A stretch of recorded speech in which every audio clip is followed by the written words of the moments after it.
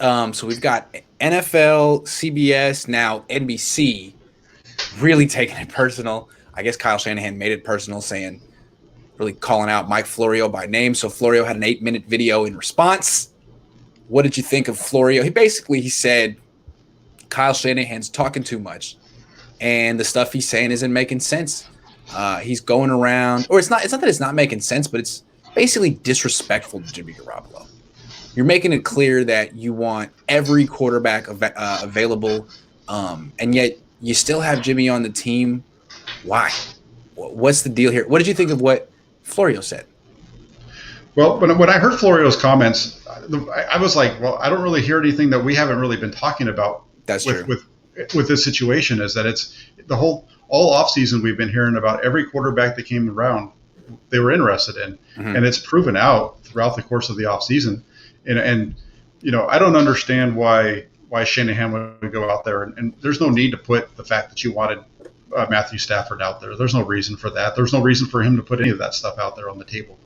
And I really think that Florio hit the nail on the head with the whole way he's done it. I think there's a lot of what Shanahan's done is isolated Garoppolo. He's kind of put the organization in a little bit of a bind here with that quarterback, and I think it's going to make things really interesting in 2021. In about a month here.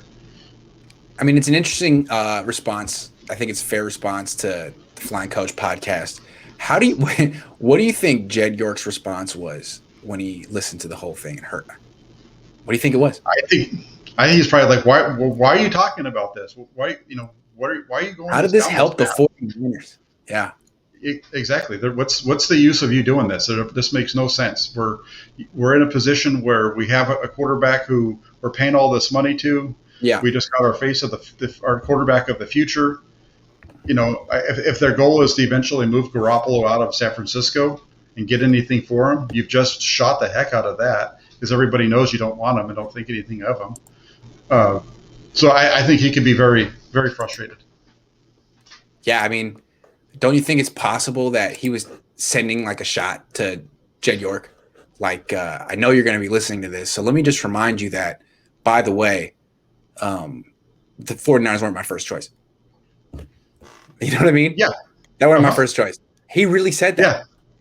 Yeah. And that part of that whole discussion is a totally different topic from the part with the quarterbacks. I mean, coming out and actually saying, I didn't really want that. I didn't want to, this isn't where I wanted to be. This is an organization that's put all of their faith and everything in you. And for you to say that you didn't really want to come here, that's not, I don't think that's not smart business, really. I think he's sending a message he knows Jed York's going to hear it. And I think when he says that, first of all, I'm sure he premeditated that. I'm sure he got the questions beforehand and figured out where he wanted to go. And I'm sure I think Jed York should remember. I think everyone else should remember that I'm doing the Niners a freaking favor by being here, right? Yeah.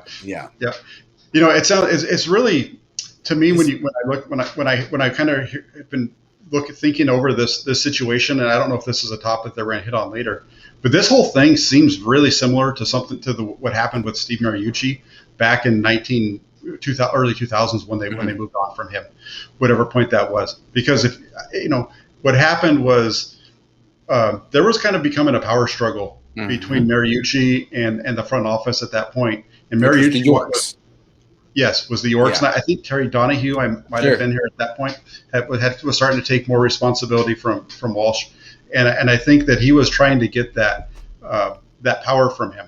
And part of the way that he was going about getting power was he was buying favor with the media. He was getting really tight with the media and getting them on his side. And John York didn't like that. And that was one of the reasons why there was a lot of friction at the end of that season. I can remember, I kind of remember hearing talk about this even before the game against Tampa Bay about how that in that season, about how there was everything that I'm saying about John York not being happy with Steve Mariucci, didn't like his friendship that he had grown up with the media, and that was the whole source of their friction. And you're seeing that now with Kyle Shanahan. He's getting really buddy with what he's saying, or he's getting loose lips in the media. And I understand that he's kind of, some of the bigger national, bigger media, he's kind of thrown some monkey wrenches at them over the last time. But he's out there at the same time letting a lot of things fly that he probably shouldn't be doing. Well, maybe he feels that someone internally leaked the Mac Jones stuff, and maybe he's bitter about that. I mean, who knows how deep this goes? But it seems to me that Jed, I don't know, like Jed York could really be ending this relationship soon. I don't know.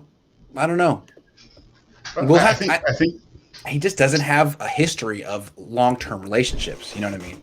It's a skill. Yeah. Mm-hmm. He doesn't have he's this is if they lose this year, that's going to be like we said at the beginning of this thing, five losing seasons or 4 losing seasons out of 5 years. That's not acceptable. I don't know what pro franchise would be okay with that, beyond even forget the 49ers. Just really any franchise would be okay with that. And I think what happens is it's not just that like the coach starts talking to the media. I think what happens is when the breakup's coming, especially with the Yorks are going to talk, right? Mm-hmm. I mean, we know that they leak somehow, and they have very influential people they leak to and talk to. So that's when I feel like you see the coaches or the general managers, whoever, start getting their allies in the media and trying to get their story out there, because if they don't, they're mm-hmm. the Yorks will be running unopposed. I think you see that a little bit. So I'm always skeptical. When a coach starts talking a lot, I think you're weak. What's going on here? Why are you talking? When you were strong, you were chilling on your own, saying nothing because you didn't have to. I don't know. Jim Harbaugh became a big fan of my dad in 2014, right when his relationship with York was going to hell. It's nice to have my dad as a local ally. My dad was pretty vicious against people he didn't like, and if you could turn him against Jed York, that wasn't bad. It seemed like a smart move. He had my dad going crazy on Jed York about the grass back in 2014. Back before then, Jim Harbaugh didn't care about making allegiances in the media. It was beneath him. But then he did, right? And then it felt. So I'm just saying, guys, we've seen this before. Mariucci, Harbaugh. Yeah, that makes sense, because you're right. That whole thing in 2014 there was definitely a lot of stuff going on, from the stadium issues to the 49ers were, the report that they had tried to trade Harbaugh before to Cleveland. To Cleveland. Yeah, that whole thing is just really wild. So yeah, and remember before week 1, they played in Dallas, and there was a report the day of the game, before the game started, from Ian Rappaport that Harbaugh had lost the locker room. They won the game. They lost the locker room. Remember that? Yeah, I do. That was prior to the game. That was amazing. And that's just wild. Yeah. And that's the stuff that comes from, again, that was from a national media guy, and most of the time that national media stuff comes from the front office, not from the coaches. Yep, that's right. Double B Studio says most importantly, is your background a corner, walls, or a poster board? Wall, roll up poster thing, corner. Yeah, it's a good question. Do you need to get that? Do you get the door? Yeah. Yeah, okay, I got you. All right, go ahead. I'm gonna answer this question. Hold on. Let me get this thing out of my face. All right. If Kyle and John leave, who fills the job? Well, that's a good question. I mean, they could just promote DeMeco Ryans to head coach and promote Mike McDaniel if they want to keep everything the same, or if they want to overhaul everything and bring in a coach who has a history of developing quarterbacks. You could go with the guy in Buffalo, Brian Daboll, or the guy in Kansas City who just blew the Super Bowl, Eric Bieniemy. I don't know. Let me get Jack in here. Jack, the question is, if Kyle Shanahan leave, who fills the job? I was saying you could stay in-house, promote DeMeco Ryans, who Fred Warner says is a head coach in waiting, and just keep everything the same, kind of like they did with Tom Sula, or just bring in someone like Brian Daboll, who's had history developing a quarterback. Yeah, I kind of heard a little bit at the end of that. Yeah, I think Bieniemy would be a surefire guy that would be very much in the same mold as Kyle Shanahan, a guy that's had a lot of success on offensive side of the ball, right? I think you'd be seen. I don't think the DeMeco Ryans would be a guy that they'd want to promote after one season as a coordinator, but Dable fits their mold as far as his running, the way that he runs his offense and the amount of running that he likes to do, and the way that he's brought along Josh Allen, and Bieniemy kind of the same thing. He's got that, he's got the coaching tree, that part of it, with Andy Reid, so that's makes sense there. And then the other part of that question is John Lynch, and I think they already have John Lynch's replacement in house and Adam Peters. So, I don't think it's quite as difficult to replace these guys as people maybe are trying to make it out to be. Yeah, and again, I think that they would, if they were to get rid of Kyle Shanahan this year, what they probably would do is promote D'Amico Ryan. I'm just calling it right now. Promote D'Amico Ryans, keep everything the same, and just push Kyle Shanahan out. That's pretty much what they did with Harbaugh, except they blew it and pushed out Fangio too. God knows how they figured that one out. Had they kept Fangio, they might have had a chance. Because what happened was, I feel like Jed York's thinking was, this team is good. Anyone can coach this team. Harbaugh, I don't need this. Like, let's just keep the team the same. Had they kept Fangio, it might have worked. They kept Tom Sula, half the team retired. They're like, you know what? No, we don't want to play for him. And the team sucked. Had they kept Fangio, I'm curious to see if Justin Smith and Patrick Willis, maybe Patrick Willis couldn't have gone anymore, but would Justin Smith have ever retired? I don't know.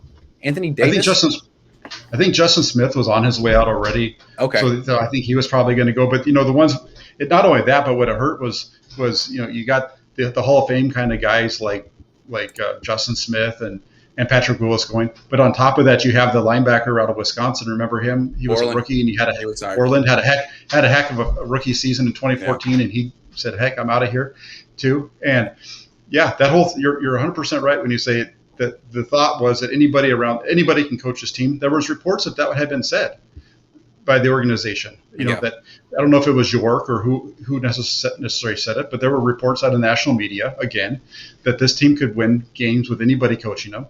And that whole situation came down to York choosing to trust in Trent Baalke. And, I think there was a lot of from everything as you started looking back, I think so much of that was coming out of Baalke, really.